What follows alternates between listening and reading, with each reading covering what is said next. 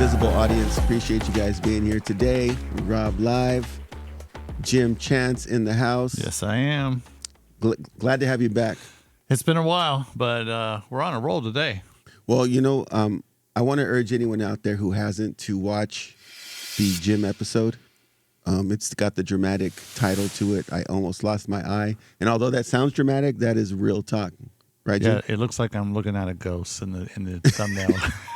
Well, anything for views, right? Yeah, it's still we're not done. I still got another surgery and yeah. So, but it's all relative now. What I mean by that is that you've been through so much that you kind of downplay the stuff that you still do. I know, right? And somebody asked me about. They go, "Is he good now?" I go, "No, he's fine now. He still has to get shots in the eye." And he's like, "Wait, what? Doesn't sound good at all." And I go, "Compared to..." I got 6 more. So, but now you just take it like a champ. I'm still a baby. I cringe. I grab onto that seat. And would I. Oh, it hurts. Yeah. No. So would I. You said earlier, or before, oh, are you getting used to it? Hell no. Gee, it's a needle in the eye. No one gets used to that. That was a dumb question. Yeah, I take that back. But sorry. No, it's overall though. It is a confidence. It's the positive morale. It's the positiveness to make me get through the day, and I can still see. But yeah. Speaking of positive morale, I just hit the mic again with my chin. Right, folks, we got some amazing people with us here today in the studio. And I think what I marvel at the most when I talk about the Lopez family is this idea that it's not like a one-hit wonder type thing. It wasn't like one of the siblings was like, "Oh, yeah, he got into a great college." No, this is like a track record of excellence within this family. And I just wanted to pick their brain a little bit and share with you audience members, what it takes to get out there and go to some of the most prestigious schools in the country, the mindset, the things that you have to endure when you're out there. And even, leaning on my own experience, the homesickness and just culture shock that happens when you come from these small Central Valley communities and you go out into the world and experience different things. So without further ado, from Avenal, California, we have Frank and Anthony Lopez. Did I get it right? Yes, sir. I was working hard on that. So thank you guys for coming. This is a long time coming. And Jim, I don't know if you remember this, but when we first decided to do this, you guys were some of the first guests we talked about because I was talking to, shout out to Ruth Lopez. Mm-hmm. And I was saying, "Ruth, do you know anybody, who could come on the show?" And they said, "No, there's these 2 brothers. I hadn't met you yet." Right? And they have a sister. And they all went to prestigious schools. And I was like, "Oh, where are they from?" He's like, "Avenal." And I was like, "No, really, where are they from?" No, I didn't say that. But, come from a small... So I just want to start from the beginning. You guys all were raised here in the Central Valley. Mm-hmm. Yep. Can you describe for our audience members out in the country of Georgia what an Avenal is? Sure. You or me? Either way, I'm happy to go first. Avenal is a small agricultural town. It has deep history. Started in the 30s as kind of an oil boom town. The oil kind of dried up in a sense in the late 60s, early 70s, and so once the aqueduct, the California aqueduct came through, there was a good movement from that kind of industry to agriculture, and so that's kind of when a lot of migrant farm workers started kind of putting down roots in Avenal as some of the older original folks who were in town kind of moved out. And my family was one of them. My dad originally had been kind of a migrant farm worker. Started out in Devil's Den. Yeah. A lot of people who know that south area of the valley. Yeah. So the west side, kind of Highway 41, 46, kind of that area. Famously where James Dean crashed. Yeah. What was the name of that town? Shandon. Shandon. I was going to say Shalom for some reason. Is that another? So that's that like area. Yeah. So that's the story is that he or might be a myth, but not fully sure. Is that James Dean actually they took him to our hospital in Avenal. Oh, okay. During that time where he passed away from his injuries and stuff like that. Well, the other story is that he slept the night before. Oh, that's right. Yeah. before he took off and He had was the shooting accident. for, I don't know if it was Rebel Without a Cause. He had some scenes still left, and they had rented out space out of the Avenal District Hospital, which was built in 57, 58. And then the next day he went out on a drive, and that's when the accident happened. Oh, so he was staying in Avenal. Wow. Yeah, they have in one of our restaurants. They have the ticket that they gave him right before he crashed. Oh, for speeding. They have a copy of the ticket. Wow. Holy moly! Yeah. It's I'm going to cut in here. Please. The CHP officer was from Bakersfield at Yep. the time, and he has the original still on his wall. We interviewed him when I was when you doing- were with Chet. Yeah, when I you was did in, I camera worked in work? Bakersfield in the media, Yep. and we interviewed him, and we saw that on there. You know, I'm going to go on a sidebar here because I know what we're talking about. I am not happy. I love the traffic congestion with the freeway, but I miss driving by that area where you could see the tree, that restaurant, and that stuff because it was a popular place where he hit the tree. Oh, And it skips now? You have to actually now go and Well, this is find the it. second realignment they've done. Oh, really? Yeah, so that where you could pass by, you were close enough to it, but wasn't the original spot. They had already moved it from what we remember. Yeah. Now this is the new realignment. To it. It's not the same drive anymore. So, but you have to actually purposely want to. So I feel bad for okay. the business right there. And 'cause they do have a little memorial. Yeah, Yeah, I did see that. yeah. So So That's Dead Man's Curve, right? Is that what it's? I think That's that's the probably nickname? what they ended up naming it. Yeah. So from Dead Man's Curve, people, my family had started putting in roots. We were working in the area as farm workers. My dad worked in the pistachio factory, Paramount, or it was called Homa first. Paramount bought it, and then it became the Wonderful Company. Wonderful. So like Lost Hills area? Yes. So they did work out in Lost Hills. And so that was kind of me growing up. That was, we were lucky enough to be kind of in a stable job in that sense, but it was definitely agriculturally based. The harvests were really tough. My mom and dad had, I think, 6 or 8 months at a time when they wouldn't see each other because they were working. Wow. My dad would work nights, my mom would work during the days, and so they would literally just communicate with little notes on the kitchen table. Hey, please go get some milk. Please go do this stuff. So growing up in that kind of family. How many siblings were? So it's 3 of between us. I'm the oldest, and my sister Leticia. She's the middle child, 4 years younger than me. And then in the 90s, the best version of the siblings came out in 92. Third time's the charm. Third time was the charm.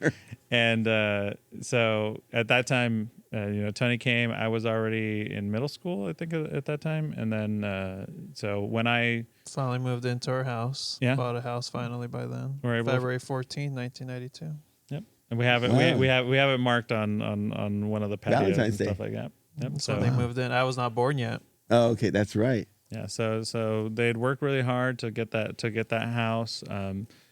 We're really excited about it, especially with the new baby coming through. But in that time it was also a bit of a depression for the housing market had just really crashed. Oh yeah. My dad got a great deal. I mean, it's crazy to me now that when he purchased the house in '92, it was $55,000. Wow. I think they're trying to sell it for 80. And they were trying to sell it for 80, but because the market was so stagnant, like he was able to pull off a deal for $55,000. The house right across from us, from my mom's house, just sold for $300,000. Oh, so you guys still have that house in the family? Yeah, yeah, and so we're very close family. We're blessed with family members. On my mom's side, it's mostly Northern California. So on my Gridley, dad's side, Chico area. Gridley, Chico, Oroville, Yuba City, kind of all that space. We really know it pretty well. My dad's side is mostly LA, and so we got to Orange know Buena County. Park, Orange County, Sylmar, different places. And so we're really blessed to kind of know all of California in that sense. But also, my dad liked to travel a lot, so he'd always kind of make sure that we'd hit up. Expose you to all We those. were lucky to be right by the I-5, so either we're heading north, Oh, yeah. equidistant south. So either trip was always 4 hours. So same difference. Right in the for middle. us. And on top of that, back in the day, we also I was blessed to visit Mexico a lot, and so we have really deep roots in Jalisco, And so we would really try to make sure, my dad did, to go as often as possible. I know, at least the story with me was, once they got my birth certificate in the mail, they left for Mexico. Like, so I think I was born in November. By the end of November, we were already in Mexico. Wow. So, yeah. So just hearing about the beginning of all this, that answers my work ethic question, right? Yeah. And also how your parents had the foresight to kind of expose you to other areas early on in life, even with having to work as much as they did. I know for me personally, coming from a small town, that it was those trips to the cousins in Los Angeles or family in San Francisco really opened me up and go, wow, I mean, there's more out there. Mm-hmm. And unfortunately, not everybody has that opportunity. So round of applause, Jim. Shout out for the parents, the Lopez parents. What are their names? Also Francisco and Estela. Right there, Francisco and Estela Lopez. Thank you, guys. That's awesome.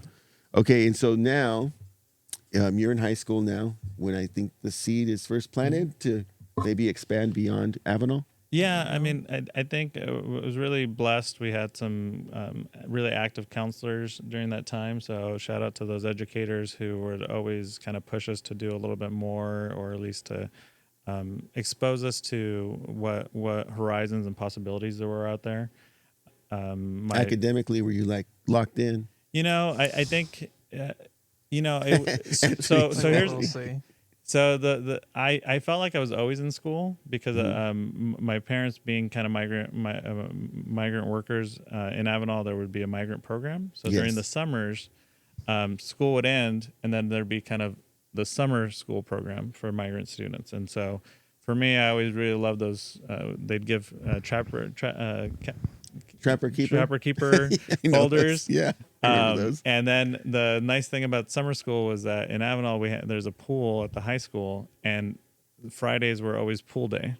So you'd go for like an hour in the morning, and then everyone's going up to the high school to go to the pool, and it was part of the curriculum in a sense. And so so I felt like I was in school just constantly. So on one level, it was really great because my education never like went stale in the sense. Those dreaded summer months. Yeah, where I just wasn't doing anything. It was a great kind of relief for my parents because they were working too in the summer too. So it kind of was helpful in that way. And I think, you know, I was always kind of a curious student in that way. In our school district, there's a Milton Weiland Award, which is he was one of the first superintendents for the school district, and so it's like the best student award kind of thing. And there's community awards and stuff like that. I'd gotten it twice when I was in elementary school, so nice. Both you and Lefty got it twice. I only got it once. I actually got it 3 times. I got it in high school too. Frank's 3 times. Sorry. Just in case you weren't counting. That's why they didn't want to give me a second one then. They're like, okay, these Lopez kids, man, they're just taking all the awards. But so yes, I worked hard and excelled in academically and just enjoyed that. I was a basketball player too in high school. Oh, okay, so you played sports. So I played sports. I know you run. Was that part of it too? Were you like cross country? No, not at all. Running is my least favorite sport. Really? On social media, he's at every 5K I've ever seen. So last year, that was one of my resolutions was to get out there and at least do one 5K every month. Yes. And so I was able to do that. I'm kind of continuing it, but with a spin. And a shout out to the Skyline Striders, brand new running club in Avenal. That partially because people saw me online, had reached out. That's good. The brother of one of world famous Jose Ramirez. Jose Ramirez, my classmate. So Jose Ramirez is the boxer. The boxer. Wow. So you went to school together. Mm-hmm. Yep. So graduated together. Yeah. Yep. They graduated together. His brother, his younger brother, had reached out to me and was like, "Oh, hey, we should really get a running club." Now, I didn't know that he was a cross country runner. So the first run, I went with them. I did like a 5K, and he's like, "Oh, I'm gonna do 10 miles today, just casually." And I'm like, up. "Yeah." And he's like, "Oh, I'm just warming up today." And I'm like, "Okay." So I'm still like on the slow poke track, but for me, it's slow at least steady getting out wins there. The race. Yeah, no, and so I'm hoping that more people are able to come out. the Striders are actually having a meetup with a Bakersfield running club and Little More running club this coming Saturday. So really, like, and this club just started 3 weeks ago. So they've really moving fast because they're faster runners than I am, but but really enjoying it and excited that kind of energy and is being brought to Avenal for sure. Okay, good. Back to the Scholastics. Yeah, sure. So you did your 4 years of high school. Yes. So, and at some point there, is that when you got with Martin Mares? Yes. So I was really lucky. There was a couple educators, Manuel Escandon, who is an educator still, working for the superintendent's office at or the county, Fresno County Education. Yeah. He was our vice principal at the time, and he was originally from Huron. And had gone and super young, had just graduated maybe 2-3 years prior to that from UCLA. So he had kind of a very... here on the UCLA. Yeah, but he was a surfer. So it was really, in the 90s, it was a very interesting, like he was this very cool, like, oh yeah, we're just going to go boogie boarding kind of vibe to him. But he was always also looking for opportunities. And he reached out and had heard or seen on an article... probably in the Fresno Bee, of Mr. Mares, who has started the Ivy League project about 5 years prior to that. Yeah. And he called him, how can I get my kids involved? And I have a few kids in mind. I'd already been kind of active and really kind of pushing the academic limit in that sense. It was probably like number 3 competing in my class, always active in clubs. ASB. I ended up being an ASB. I was like my class president, treasurer, and then became the class president. So for me, that kind of energy came from like two places. One was like to be a balanced college student, just kind of listening to like, oh, you need these classes, you need to do this. So kind of the CSU or UC roadmap, I was trying to follow that. But on top of that, like the thing that really pushed me along with Mr. Mares and the Ivy League project was COYLP, which is the Chicano Latino Youth Leadership Project out of Sacramento. And so that's still around? Is that? It's still around. They're just taking applications. March 1st is their deadline. And so I've always been pushing that on people. All of us went to it, which is another touching point, but very focused on building Chicano and Latino leadership, giving people their history and kind of helping them out, especially since the main conference part is at the Capitol. Yeah. I got to meet Cruz Bustamante when I was a sophomore in high school. Wow. And he was the lieutenant governor at the time, before all the recall and all the other stuff that happened with Mr. Davis. But that was really interesting because I'd never seen that kind of power or understanding like where organizational power and what it can do for a community. And so for me, that was always kind of really eye-opening. Got with Mr. Mares, was able to join the Ivy League project from 96 to 97. Went on our trip to the East Coast, visited Georgetown, was our first school. Drove, bussed around all the way up to Harvard.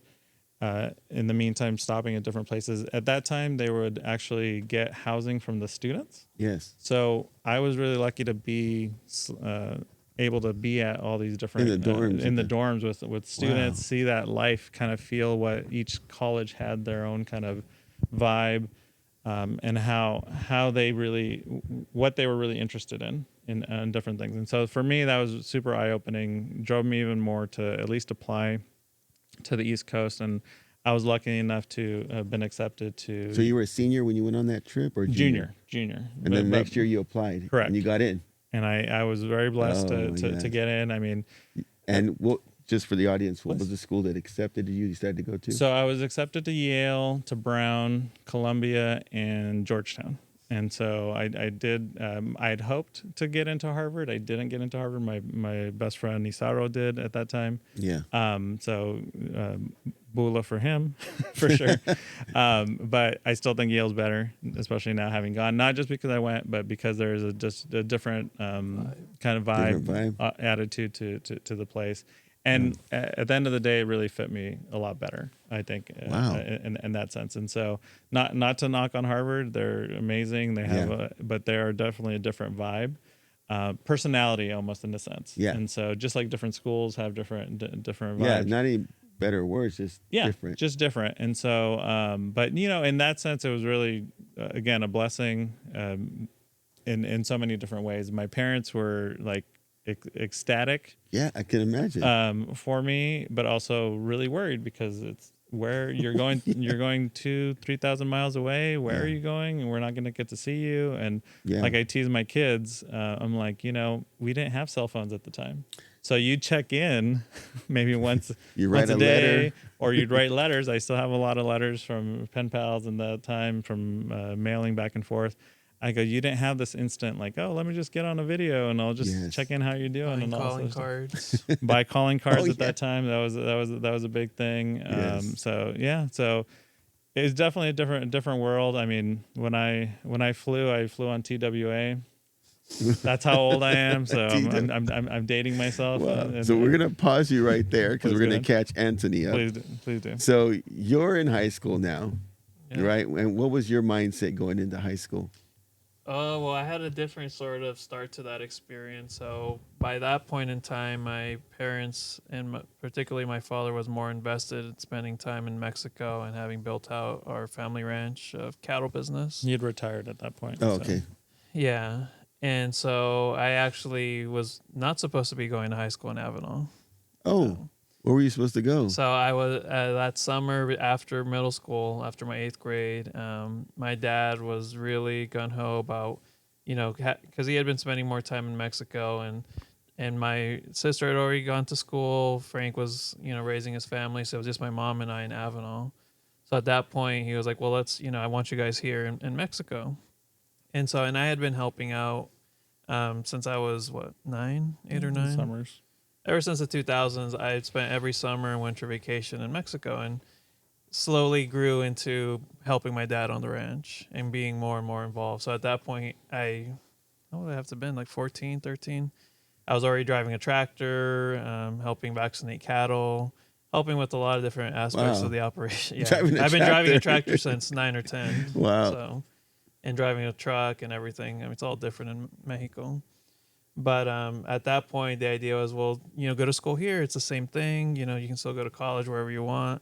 At least try it for a year or two. So I did. I did end up. You did a year in Mexico? What? No, I ended up going just for 2-3 days. And then what happened? That was probably the biggest culture shock. More so not because, one, I was already kind of an outsider to some people. I knew all the older folks, wheeling and dealing cattle and all that. But now that I was in school with people my age, the curriculum was foreign to me because they were going to be studying the geography of Jalisco. They were going to be studying a bunch of other topics that, to me at that time, I was like, man, I'm going to fall really behind. Mexican history. Right, which I love and would love to have studied. But at that point, I was still in between, if I'm going to go back at some point, I'm going to fall behind, this and that. I had graduated top of the middle school. So, that was probably the hardest part in my experience between my parents and me, where my mom made a decision of bringing me back. And my dad didn't talk to my mom for probably 4 or 5 months. Wow. He talked to me. So, that relationship never cracked, but he definitely got a little sentimental with my mom about that decision. So going into it, my sister was still with us for that summer. She was getting ready to go back to Wellesley, I think. They my mom and sister both said, well, you better make it worth it. Yeah. So I always have a lot of pressure on all the things I end up doing. So I come in probably the Thursday or Friday, had to take an English test without even having, welcome back. Yeah, basically. So that's how my mindset was. Okay, I need to really excel here. And so I did. I tried my best. I had basically straight A's except for one English course, and then one English course. The teacher won't say his name, but yeah, difficult guy. Is he still there? Nah, horrible. Story for another time. Then my biology, then anatomy, physiology teacher, who I love dearly, and probably going to go visit her in the hospital after this. She gave me a B2 just because she kind of wanted to knock me down a notch because she felt somebody else should have been valedictorian, not me, because I didn't need it. I didn't need that validation. Oh yeah, What? that's yes, Small school politics sometimes. Wow. basically. But when going into it, I was like, okay, I needed focus on my studies and really like make it worth it, prove it to my mom, prove it to my dad that their sacrifices is worth it. I wasn't even thinking about where to go to college. By that point, having known that Frank and Letty, our sister, had gone to East Coast, I was like, okay, that's an option. Like, to me, I never felt limited or focused on one thing. I was just like, okay, everything's an option. My mom would be like, you can just go to West Hills. It's a local community college. I think she probably told all of us that. Well, yeah, she told me when I didn't get accepted to Harvard and she saw me pouting, she was like, it's okay, mijo. Puedes ir a West Hills. Es la misma. I was like, it's not the same. A little different. A little different. Right. But, yeah. And they, to the top student or top two, maybe, they offer like full tuition apparently, or full, I think, housing. They do, I think, provide housing. Yeah, because they have dorms at the Kalinga. Mm-hmm.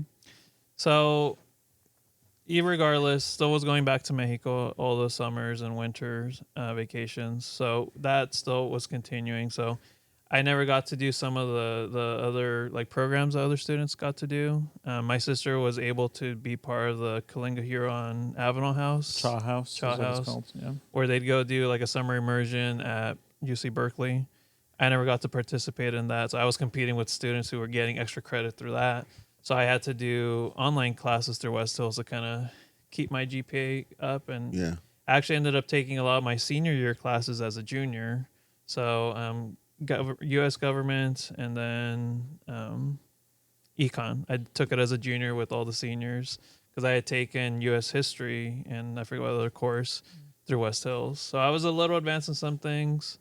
I got to do AP Art History. We were one of the first. I was on the first like cohort or class to do AP Art History.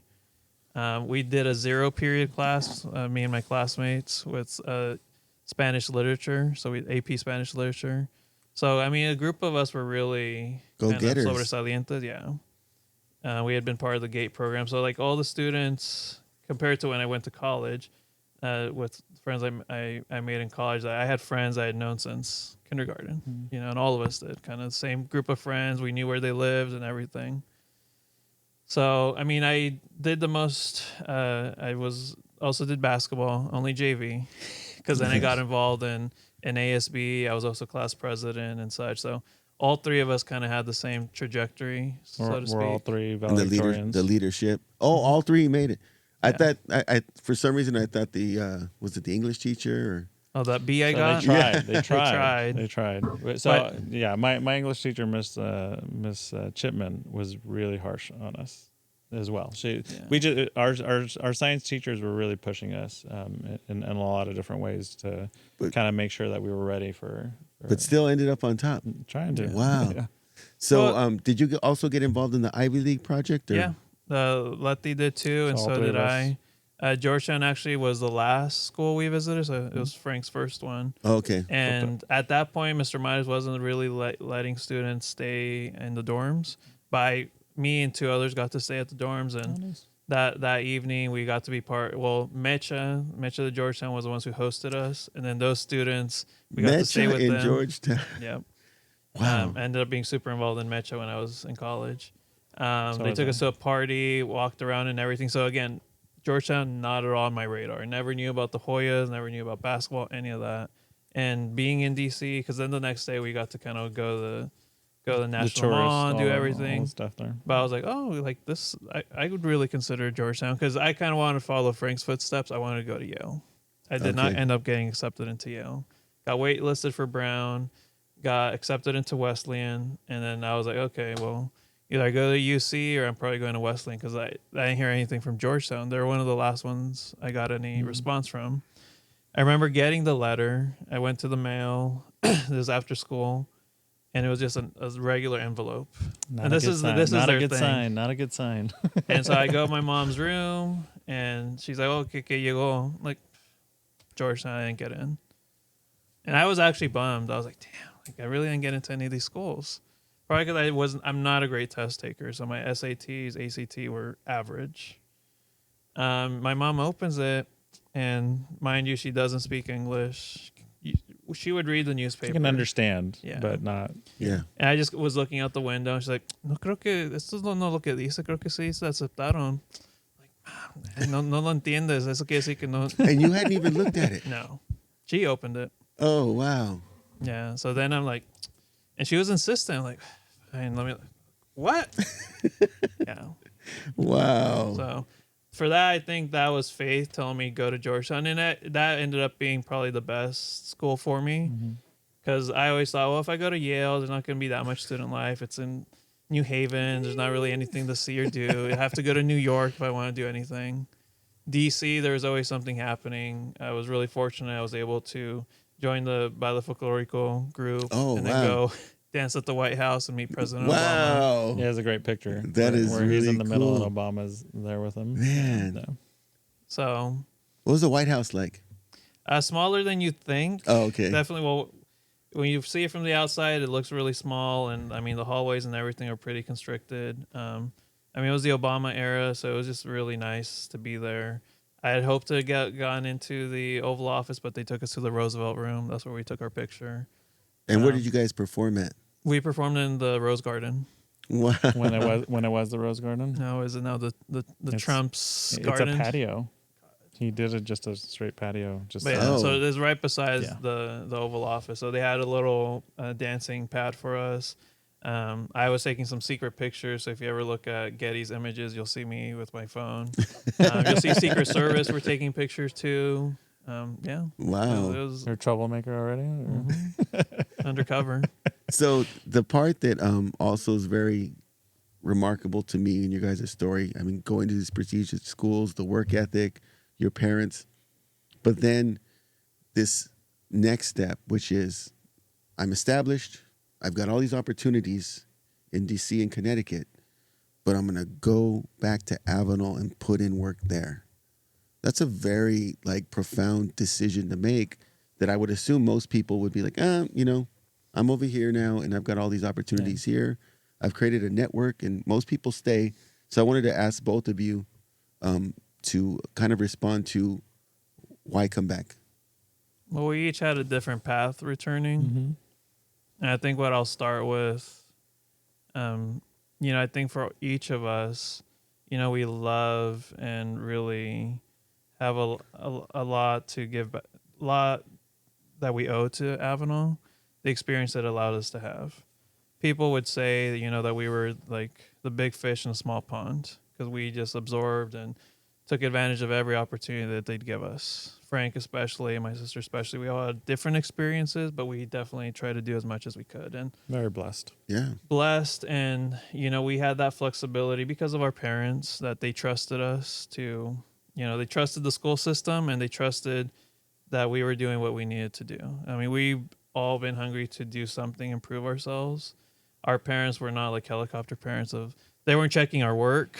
They'd maybe be testing us on a bunch of different things, but not necessarily like they trust. Like, are you going to school? Are you getting your grades? Okay. But both of them only had up to 6th grade education, so they'd always say, "I can't help you with your homework, but I can help you find out who can or how we can do it." And so a lot of it was kind of self-started. Where do you think the ourselves. drive came for you guys to strive as far as you did? My dad especially was very entrepreneurial. He always focused on wanting to build his own business, which is partially why when he retired, he got to go to Mexico, and he had already kind of put some. He bought some land there to start a little ranch, and so that's partially why he was like, "When I retire, I'm going back," and that was his American dream, was to really A lot of work. Mexican parents. Yeah, a lot of Mexican parents. I'm going to work hard. I'm going to save up some money, and I'm going back home, and I'm going to live the life I wanted to. He really wanted to be a rancher.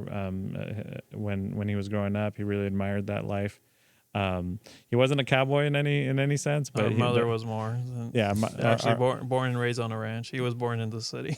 Yeah, oh, okay. so it's always city, very city boy, country girl. Yeah, okay. yeah. And they were great union, good friends with each other, but also always pushed Always each other. Respectful. My dad was a dreamer, so I think Tony, we were actually just talking about it, that I resemble my dad in a lot of those ways, where I have these kind of like big dreams and ideas and stuff like that. My mom was always kind of the hard grind nose. Like, if you're gonna do something, then you're gonna do it right. Yeah. Like, Ground us back to earth. and it would always bring us back to earth. So I always tell people that, when people have had questions or criticisms of the way we do things or ideas that we have, I'm like, my mom's gone twice around telling us how bad or how good we are, but partially to kind of sharpen that knife. Or sharpen that edge and make sure that we were good. And so, I think that's partially where the drive came. She's like, if you're going to go to school, then, and part of it too was she would tell us, she's like, I didn't get a chance to go to school. And my mom had won some awards when she was in They were school. both top students. Both top what students. Was the SS? That's an A. Yeah. Okay. There you go. And she had even gotten to go to like a regional thing, and she won, but because she didn't have the money to send her to Mexico City, she couldn't do it.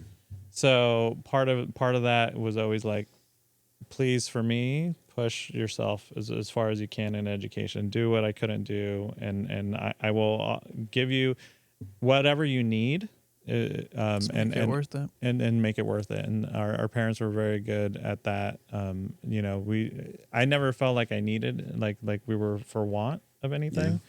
But it wasn't until I applied to Yale and to all the other colleges, and they asked for financial aid information, that I was like, I go, are we poor? I mean, if my dad were still alive, he'd be like, you had a computer in high school and nobody else did. Yeah. First one on the block. Yeah. Wow. Packard Bell back in the day. My brother, one of the funnier stories from that was that I kind of showed him how Windows worked. And he's already laughing because he knows what I'm going to say.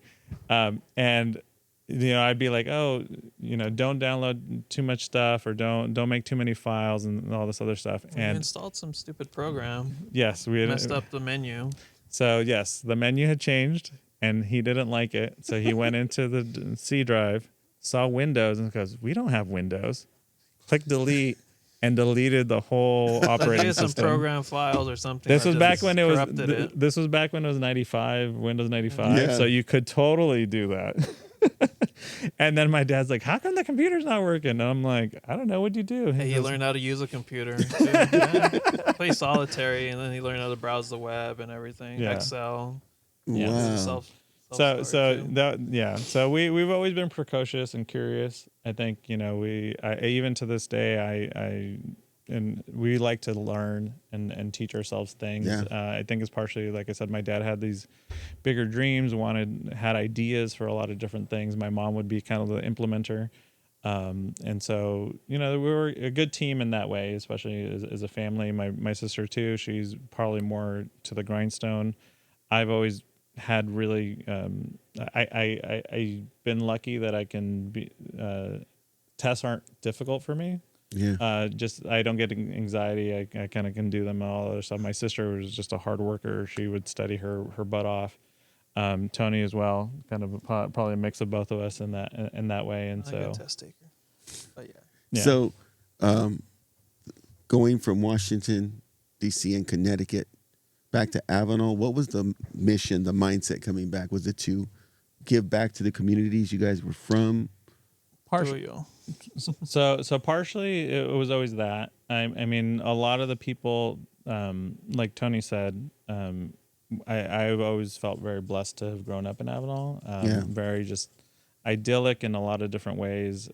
Just blessed because that community is very welcoming. I mean, I'll jump in and say for me there's two pieces that I'll probably circle back to, but at least in wanting to come back and some of the reasons were, the people that I admired and were my mentors. I had two teachers that, or three of them actually, I went to their homes in high school. One that, she's in the hospital right now, and, we've remained close ever since. you know, just because, and she remembers that there's 2 days that she missed school. So I went by on my bike, knocking at her door, like, "Hey, Miss Taylor, are you okay?" Wow. And then from there on, like, I just, after school, I'd go hang out with her. We started what we called Club Ed, it's a club education to get like aspiring teachers and things like that. Had another teacher, Mr. Beal. He was very cool with everybody. He lent me 2 binders full of CDs, like 200 CDs worth, and he's a huge influence on my musical taste even today. Wow. What kind of stuff was in the CD? He shoegaze was the main thing. So My Bloody Valentine, one of my favorite My artists. Bloody Valentine. Yeah, he got me into the Smiths. He got me into Mogwai. He got me into Classic. Yeah. Wow. Sonic Youth. I mean, a lot of different. He had all types of genres of music. A DJ, DJ Shadow too. There's a lot of DJ different Shadow, I ones. don't know that one. Midnight in a Perfect World. I'm going to look that up. Yeah, a lot of different stuff, but like and even other teachers are still there today that through high school I'd email them, we'd catch up, check in, stuff like that, but they care to actually see me succeed, not just in school but outside of the classroom. And Avenal has to its great benefit had a lot of educators and community members that have also just given to the city. So our mayor was a high school teacher for a long time in different high school. The first council went on the first council pushed to get a state prison built in Avenal, was an educator up until like 2005 or 6. Yeah, or Mr. something. Cassida, rest in peace. Mr. Woolley, he was my social science teacher. We disagreed vehemently about a lot of different things, but he was a good teacher. Our corner neighbor. And he was our Another neighbor teacher as well. was our front door neighbor. That's where my sister lives and now. they were both mayors. So you guys were surrounded by educators who were also in leadership. Yes. And so again, we on top of in our church as well, and just the whole community at large would always, I felt, really try to give back and kind of give direction for town, but also would have that personal connection. Just like Tony was saying, you could go over to the house, you could talk to them. They'd be the ones who would they'd be the coaches. They'd be just involved in city life outside of the school. Outside of life. So I think for me, the impetus, and I'm still active in my community now, but partially coming back. So I'd been a social worker up in the Bay Area for quite a while. I ended up getting my master's in business administration from St. Mary's, and I kind of started looking for positions in the Valley to be able to come back, especially around COVID. Being far away from home, I used to be able to just hop on the 5 and come visit. But during COVID, that got limited, right, during that time. And so that's kind of when I really reflected and was like, I think I really do want to go back. I've always wanted to come back. That was kind of ingrained to me, too, at the Chicano Latino Youth Leadership Project. And a lot of the people I've worked with have always just been kind of progressively minded, and like whatever blessings you've received, you should also try to give back to your community and just keep paying it forward. Right. And because a lot of people would pay that to me. My grandfather, who was a bracero back in the 50s and 60s, told me one story, and I'll be really quick about it, that he was working up in either Iowa or Minnesota, and the harvest ended, and he had another contract, but he was kind of stranded. And before the new contract started and they were going to pick him up and all this other stuff, he got stuck with no money, with no food. Oh. And just like went into this little 24-hour diner in the middle of Minnesota. He doesn't know anything. He's from Jalisco, Mexico. And he just sat at the counter and was like, I'm just going to stay warm in here while I'm waiting for the day. Some stranger, God bless him wherever he is, or if he's passed at this point, bought him dinner, bought him coffee, no questions asked, and just said, que Dios te lo pague, and pay forward next time you're with a stranger. That's a beautiful story. So that kind of energy, I think, still permeates in our family to kind of continue that with the blessings that we've received through education, through all that, because we couldn't have done it alone. without those educators, without them caring, hey, you had the SAT's coming up. Hey, there's this program. Hey, all this stuff. And just also just making the life around Avenal just so enjoyable and so peaceful. Like we bike around, my son bikes around, and I'm not worried about him. I walk to work every day. He walks to work every day because he works for the city now. Well, yeah. Speaking of work, this is something that the average Joe like myself, Jim. Do you know what a city manager does? Technically, no. See, we don't. Me we neither. You manage a city, yeah. Right. So Anthony's the city manager for Avenal. How did that come about? Oh boy. So, and it all kind of goes back to the other question you had about coming back and whatnot. So, I think for me, in terms of returning after college, so I graduated in 2014. I had, I was looking to maybe stay another year or two, looking at maybe doing law school. Couldn't really get a job that I liked in Georgetown. I wanted to kind of stay on campus. So I went back to Mexico and kind of decided, to kind of pay it back, that sacrifice from before high school. Now this is 8 years later. I'm like, okay, I'm going to give my dad more time than just the summer and winter vacation. I'm going to see the harvest through, because I was always the one planting, but I never got to see the harvest. Oh, yeah. So I was like, okay, I'll kind of see this through now. So after college, I moved to Mexico finally, and me and my dad, we were really on it. So you're on the tractor. Yeah. You went from Georgetown to the tractor. The Hoya on the tractor. Yeah. And with the plan of, I always wanted to come back to town. I'd always tell people, and they still joke with me. I was like, "Oh, I'm gonna be the mayor." Fortunately, there's no. That's what people would tell me at Yale too, because everybody, it permeates who our personalities are. How much we talk about our town. Yeah. And like we're so proud of it. Like if it was our child or anything like that, but we always are positive and we'll tell you all the great things about our town and who grew up there and all this other stuff, because it's so interconnected, and I think it's a beautiful place. It is, and so so instead of me spending vacations just being in Mexico, when I was living there full time, I'd go back for little things. 2015, just to kind of start getting my feet wet and getting back into the community. Started a business with my best friend Humberto, Oasis Custom Computers. So we kind of started doing that, computer consulting, multimedia stuff. Building computers, doing that kind of thing. Deleting Windows. Just straight deleting and now reinstalling. I learned the second part. Right. Make sure you have that restore disk. I mean, now it's a USB, but wow. So that was 2015. That was 2015. And then, that's why there's major nexuses about why all of us had kind of come back. Like for my sister, she had graduated from Wellesley. She came back. She boomeranged right away. She was able to come back. Started working for Adventist Health, and she worked for West Hills for a little bit, and then she went back to Adventist Health to kind of help out the family, because it was just my mom and me, so she was helping out. Yeah. And so that all had, she was still there. She kind of, held down the fort for a long time for us. My mom, my dad, and I were in Mexico this whole time.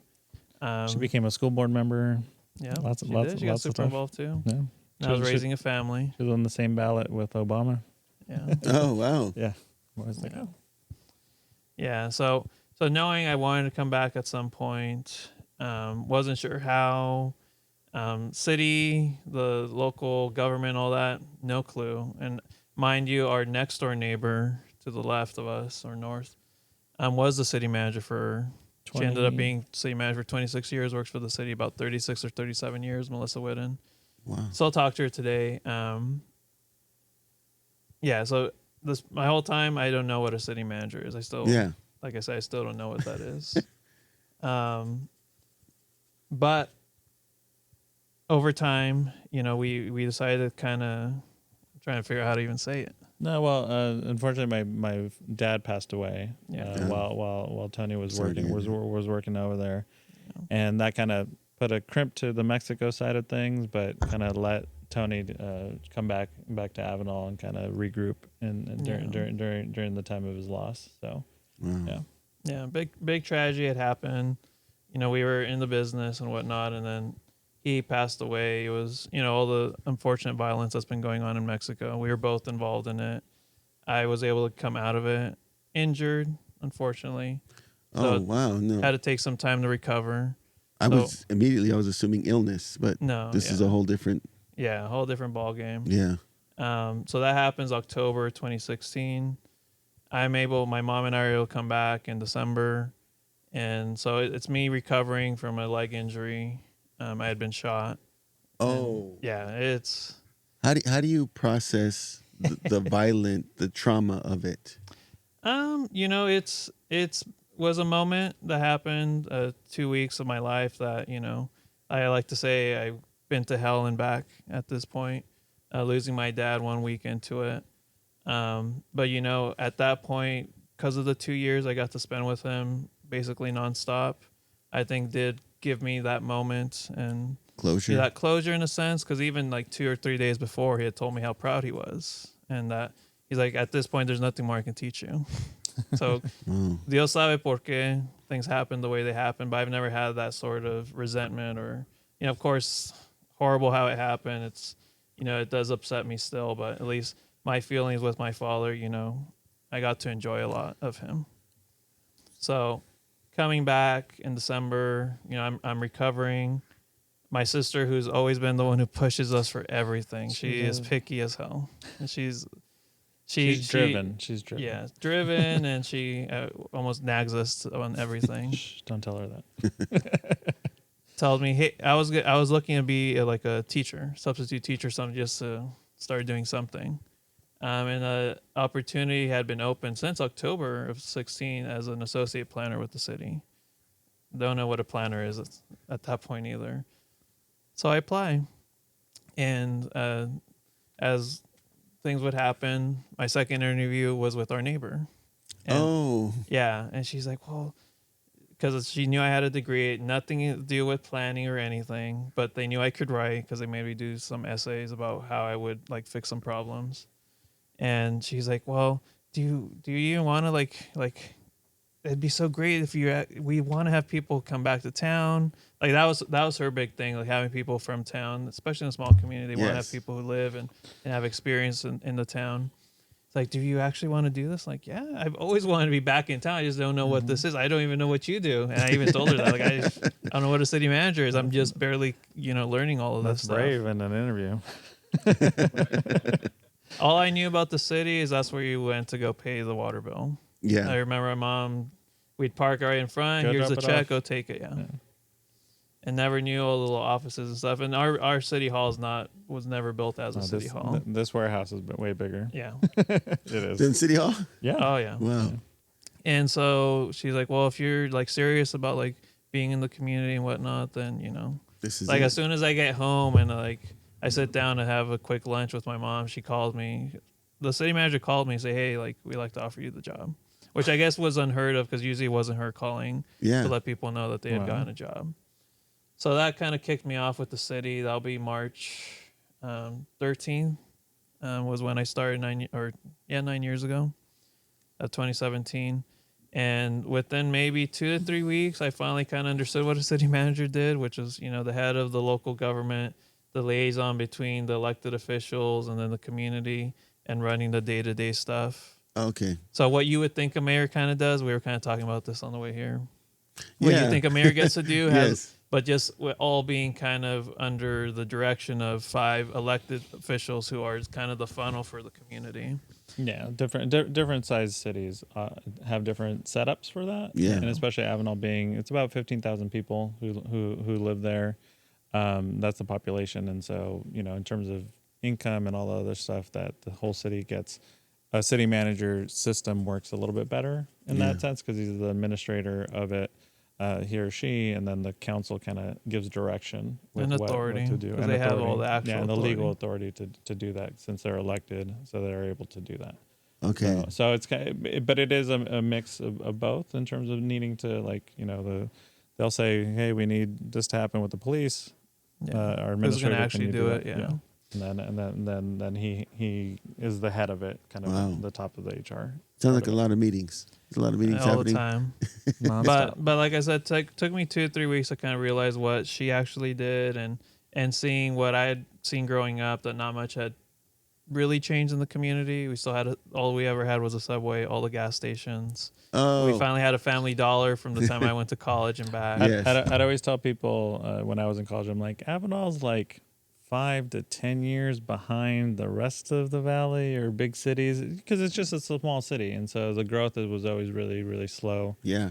Luckily, there's been some more investment. Wonderful, Oh, good. kind of started investing a little bit more into the community Daycare too. that they had for I have a while. question about its growth. Yeah, Sure. Will we ever see another movie theater? So we still have the theater itself, and we do Someone free told me it movies. burned down. so it Back in 03. It did. 2003 Yeah. and luckily, and again, I think part of the love of the town that it shows you why they did this.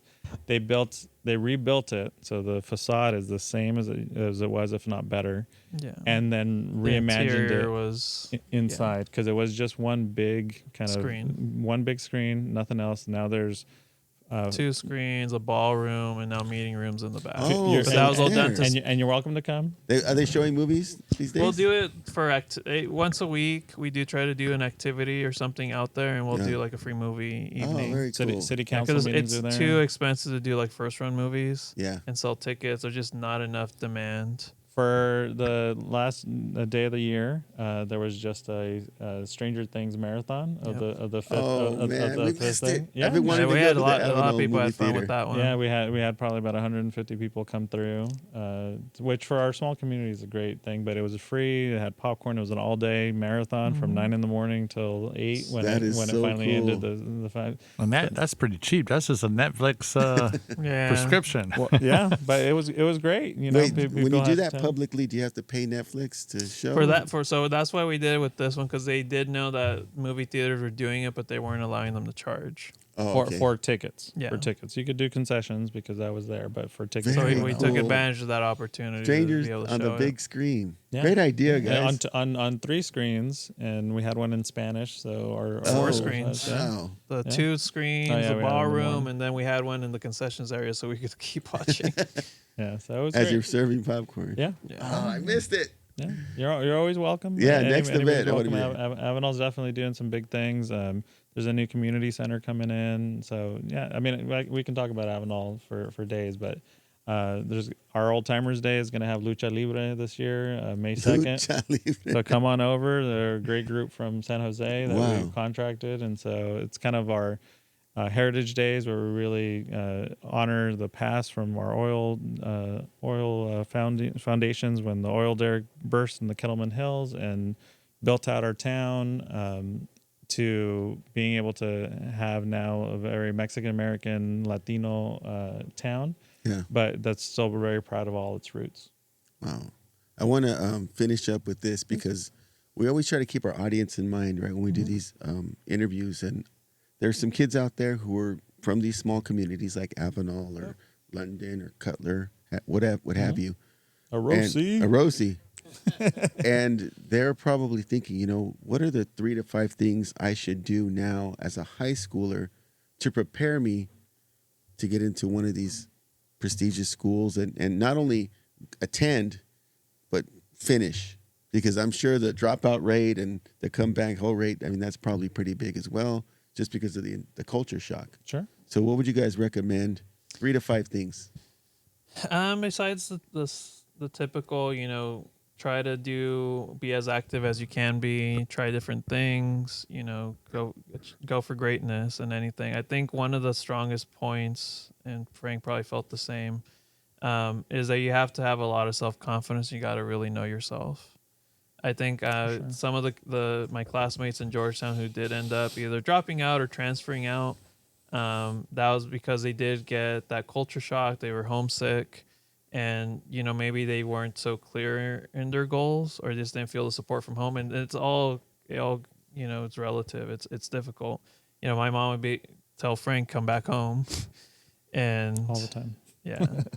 And for me, feeling the connection back to Mexico and wanting to still do more and, not being able to do all the same opportunities, but, I was self-confident enough to know like what I'm doing here will be for something greater later on.